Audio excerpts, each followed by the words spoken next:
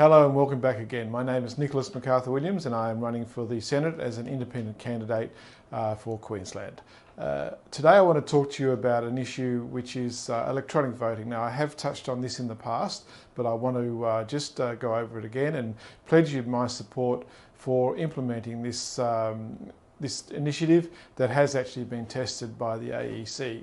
So when you're lining up this year at your electoral booths and in sunshine or the rain or whatever your weather conditions happen to be, just remember that there is alternatives, and electronic voting is one of the alternatives to make the process quicker and more accurate.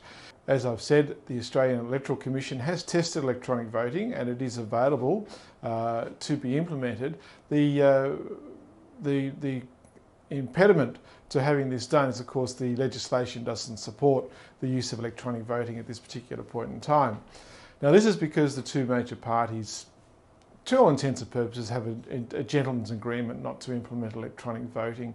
It is the first stage or first step towards remote voting, and they're not keen on it. Now, the reason is fairly straightforward, is that they have armies of volunteers that can man the polling booths, and when you walk up to the polling booth, someone shoves a paper in your hand and, well, essentially verbally assaults you to get you to vote for their particular party, and they rely heavily on that last minute decision making vote, and there's a lot of people that are in that category.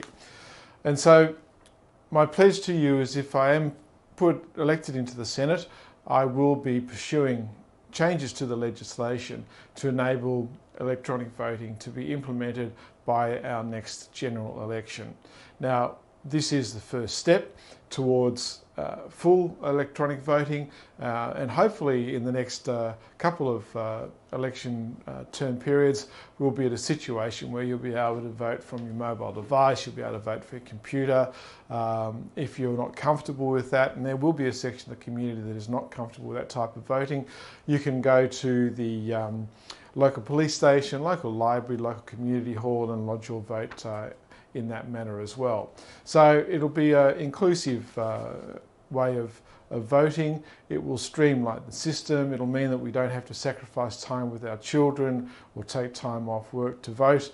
It can be done, remotely whilst you're at work, and it will be a quick and simple process. And the whole idea of this is just to make the whole democratic voting process more streamlined, and it is in accordance with my core belief that we need to make structural changes rather than just these short-term electoral promises that, as we know, are forgotten on the 19th of May.